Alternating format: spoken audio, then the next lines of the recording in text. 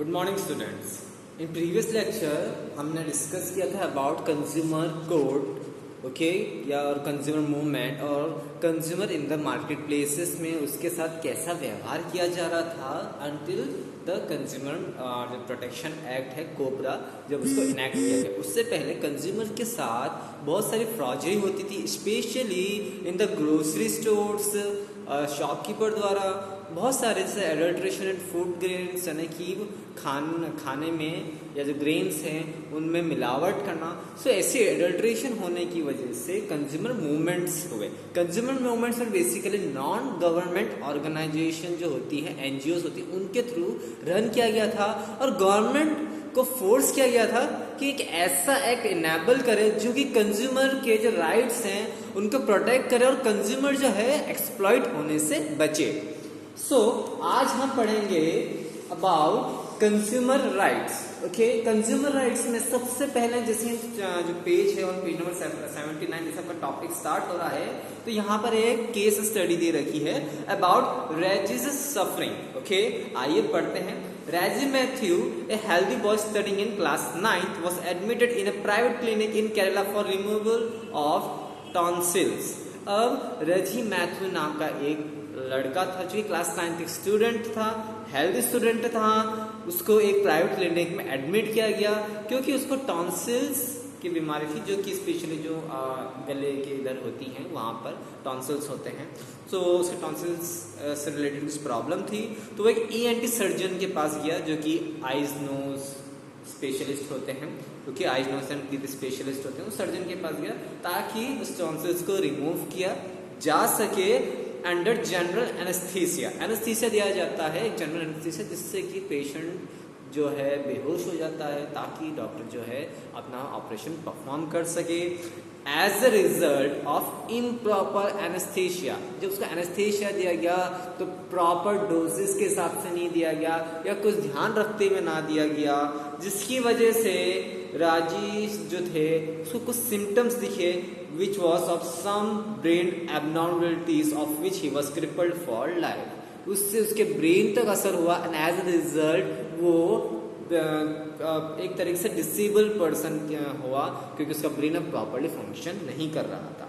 Then his father filed a complaint in the State Consumer Disputes Redressal Commission claiming a compensation of ₹5 lakh for medical negligence and deficiency in service. अब उनके father ने consumer जो court होता है which is consumer dispute redressal commission, वहाँ पे उन्होंने complaint की और वहाँ पे वहाँ के अथॉरिटी से उस मेडिकल या सॉरी उस जो हॉस्पिटल के अगेंस्ट कंपनसेशन मांगा 5 लाख का कि जो डॉक्टर के द्वारा जो मेडिकल नेग्लिजेंस किया गया है और जो कमी की गई है जिससे कि जो उनका जो बच्चा था उसको एक मेडिकल प्रॉब्लम हो चुकी है।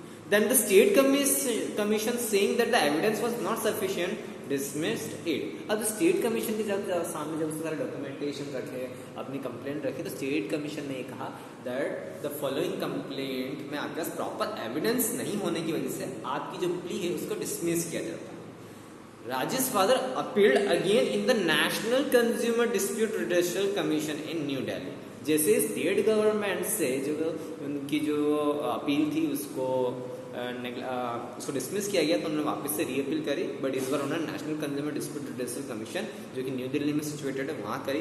The national commission after looking into the complaint held the hospital responsible for medical negligence and directed to pay the compensation. और उसके बाद क्या हुआ कि जो नेशनल कमीशन ने जब उसकी कंप्लेंट देखी तो उनको एनफ एविडेंस मिले और उन्होंने द पर्टिकुलर हॉस्पिटल को रिस्पॉन्सिबल माना कि इनकी गलती की वजह से जो है वो बच्चा जो है राजी जो है सफ़र कर रहा है एंड एज अ रिजल्ट उसको कंपनसेशन प्रोवाइड करने के ऑर्डर्स दिए। Regis suffering sues hospital due to negligence by doctor and staff in giving anaesthesia crippled a student for life. अब वो अपाहिज हो गया, आप इमेज में देख सकते हो। अब वो with the help of wheel chair ही अपना काम कर सकता है। इससे पहले वो एक हेल्दी बॉय था, बट लेकिन ड्यू टू द नेग्लिजेंस या इम्प्रॉपर तरीके से एनेस्थीसिया दिया बाय द डॉक्टर और बाय द स्टाफ, अब उसे जीवन भर के लिए इस दुख के साथ रहना पड़ेगा। While using many goods and services, we as a consumer have the right to be protected against the marketing of goods and delivery of the services that are hazardous to life and property. As ये example हमें कहीं ना कहीं as a consumer हमें इस तरह का awareness करता है, anything which is related to the health और which can be hazardous to the life as well as property, ऐसे कंज्यूमर गुड्स के अगेंस्ट हमें अवेयर भी रहना चाहिए एंड वी कैन इनफैक्ट अगर उस गुड्स से कुछ नुकसान होता है तो हम उसे कंप्लेंट भी कर सकते हैं to the consumer redressal commission. Producers need to be strictly followed the required safety rules and regulation. जो भी प्रोड्यूसर जो भी प्रोड्यूस करते हैं उसके लिए प्रॉपर उनको सेफ्टी मेजर्स रखने चाहिए जिससे कि किसी की लाइफ खतरे में ना आए या फिर ऐसा मटेरियल जिससे कि किसी की लाइफ नुकसान होती है तो उसको प्रॉपरली बिल्ड करना चाहिए या फिर नहीं करना चाहिए. ओके, नाउ इसके तौर पे हम एग्जांपल लेते हैं प्रेशर कुकर. ओके, एक यूटेंसिल है, ये हैजार्डस हो सकता है. ओके, ये हैजार्डस हो सकता है अगर मैन्युफैक्चरर ने इसको प्रॉपर्ली मैन्युफैक्चर नहीं किया हुआ. आपने केसेस सुने होंगे कि दैट जो प्रेशर कुकर ब्लास्ट हो जाते हैं उससे वो पूरे ब्लास्ट होते हैं तो होते ही हैं वो पूरे अगर वो ब्लास्ट इतनी ज़्यादा एक्सप्लोजिव तरीके से हो तो उस गैस सिलेंडर भी उसकी चपेट में आ सकता है, फिर उससे बहुत बड़ा हैजार्ड हो सकता है. अगर वो प्रेशर कुकर प्रॉपर्ली नहीं बना उससे ब्लास्ट हो गया तो जो भी पर्सन वहाँ पे आसपास खाना बना रहा है उसको वो कुकर उसके सिर पे कहीं भी लग सकता है, उसकी जान तक जा सकती है. तो इट इज़ वेरी हैजार्डस. तो यहाँ पे बुक में एग्जांपल देखा, फॉर एन एग्जांपल अगर हम एक प्रेशर कुकर है जिसमें सेफ्टी वॉल अगर डिफेक्टिव हो सकते हैं तो एक सीरियस एक्सीडेंट अकर कर सकता है. ओके, सो कहीं ना कहीं ये प्रोड्यूसर की जिम्मेदारी होता है कि उसे ऐसा प्रेशर कुकर बनाना चाहिए जिसमें सारे सेफ्टी चेक्स लगाए जाए ताकि आगे जाके कोई भी कंज्यूमर उसको परचेज भी करता है तो उसके लिए कुछ भी हैजार्डस प्रॉब्लम क्रिएट ना हो. The manufacture of the safety valve has to ensure high quality. जो मैन्युफैक्चरर है प्रेशर कुकर का स्पेशली सेफ्टी वॉल्व बनाता है उसमें high quality of material use करना होगा. यू ऑल्सो नीड पब्लिक और government action to see that is this quality is maintain. और इसके लिए एक गवर्नमेंट बॉडी भी चाहिए जो कि इस चीज़ को नापेगी या फिर उसको एक बेंचमार्क देगी कि आपको इतनी क्वालिटी तो आपको मेंटेन करनी ही पड़ेगी. Okay, however, we find bad quality products in the market because the supervision of this rule is very weak and the consumer movement is not also strong enough. But इसके बावजूद भी हमें local pressure cookers market में दिखते हैं, cell होते हैं. इसका कारण ये है हमारा एक तो अनअवेयरनेस, कंज्यूमर मूवमेंट इतना ज़्यादा स्ट्रांग नहीं है और सबसे बड़ी बात जो ये रूल्स एंड रेगुलेशन बनाए उसको प्रॉपरली एग्जीक्यूट ना कर पाना या प्रॉपरली इसको सुपरवाइज नहीं होना is the reason that still this kind of hazardous things which can be hazardous for us are still in the market and we used to buy it. कहीं ना कहीं हमारी भी एक लैक ऑफ नॉलेज होता है कि हमें पता ही नहीं होता है कि दैट ये छोटी छोटी चीज़ें काफ़ी इम्पॉर्टेंट हो सकती हैं, कभी कभी हमारी लाइफ से जुड़ी हुई हो सकती हैं, जो कि आगे जाकर कभी एक्सीडेंट होता है तो हमारी जान भी जा सकती है. Okay,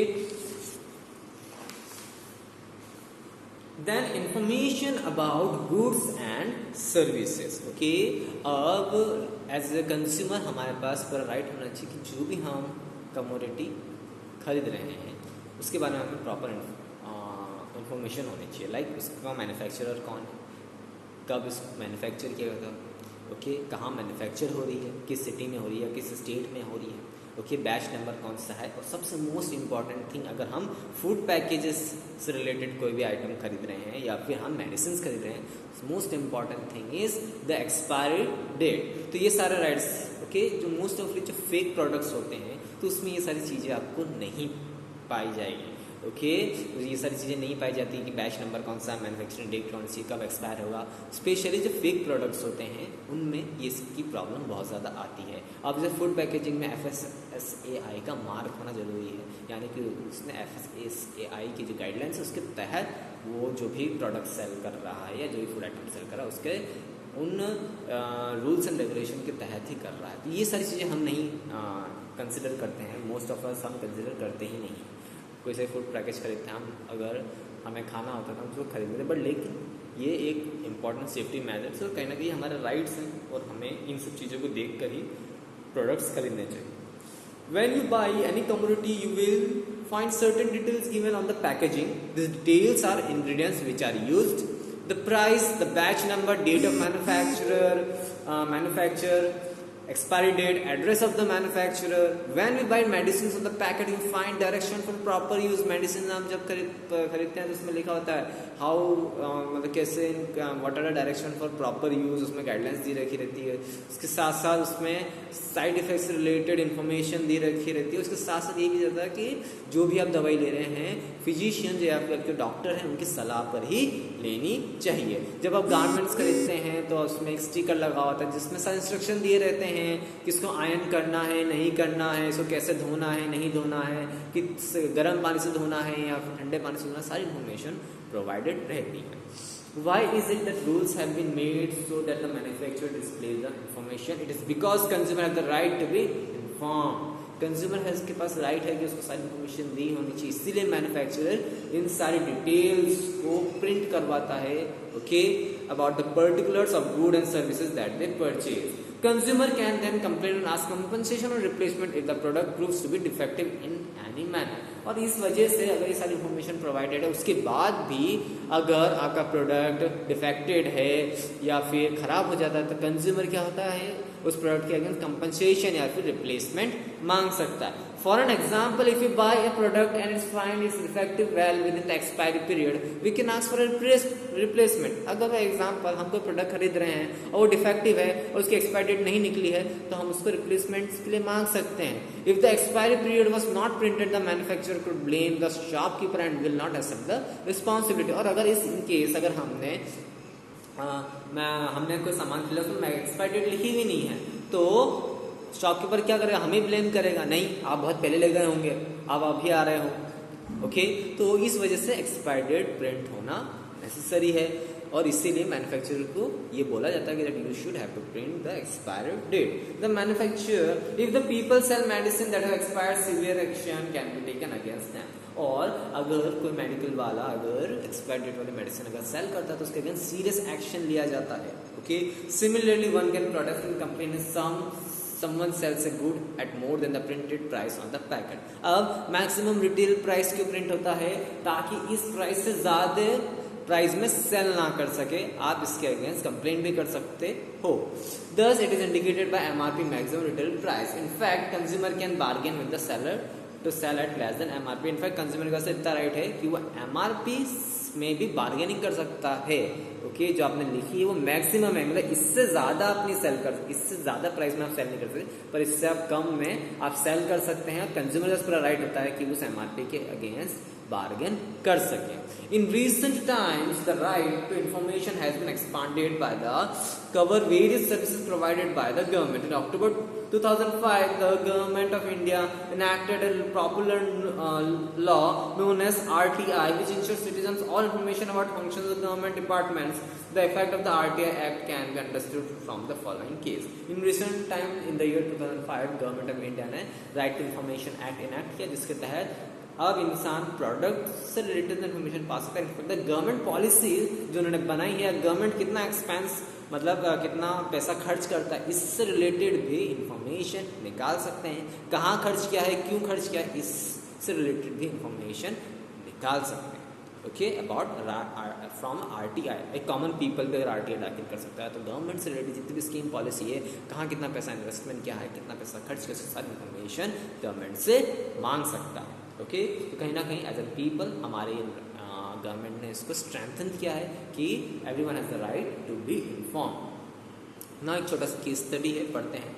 Amrita, an engineering graduate, after submitting all the certificates and attending the interview for a job in a government department, did not receive any news of the result। एक एस्पिरेंट है, एक इंजीनियरिंग करीब student है, उसने government exam जिसको निकाली, उसके बाद उसने सारे सर्टिफिकेट्स, डिग्री, इंटरव्यू जो भी प्रोसीजर था वो सारा उसने कंप्लीट किया, बट स्टिल उसके पास अभी तक कोई न्यूज़ नहीं आई है अबाउट द अपॉइंटमेंट या उस एग्जामिनेशन का रिजल्ट नहीं आया। The officials also refuse to comply with her queries. जब उसने ऑफिशियल से क्वेश्चन किया तो उन्होंने प्रॉपर्ली आंसर नहीं करा। C therefore filed an application using the RTI act saying that it was her right to know the result is in a reasonable time. कि उन्होंने आरटीआई एक्ट के तहत उन्होंने इन्फॉर्मेशन निकालना चाहिए कि वाई मेरा रिजल्ट डिले हो, एक पर्टिकुलर टाइम तक मुझे रिजल्ट, एक रीजनेबल टाइम जो होता है कि एग्जामिनेशन का रिजल्ट आने का, उस दौरान ही रिजल्ट आ जाना चाहिए। So she could plan about her future, ताकि वो अपने फ्यूचर के हिसाब से अपना डिसीजन डिसाइड करे क्या डिसीजन लेना है नहीं लेना है. She was not only informed about the reason for delay in the declaration result but also got her call letter और अपॉइंटमेंट ऐसे perform well in the interview. After the RTI उसको रीजन भी बताया कि किस वजह से डिले हुआ. इसके साथ साथ सिंस उसने इंटरव्यू क्रैक कर लिया था और उसने अच्छा परफॉर्म किया था, इस वजह से उसका सिलेक्शन भी हुआ. सो किस मीन्स से हुआ, found the right to information. Okay, आज के लिए इतना ही. Thank you.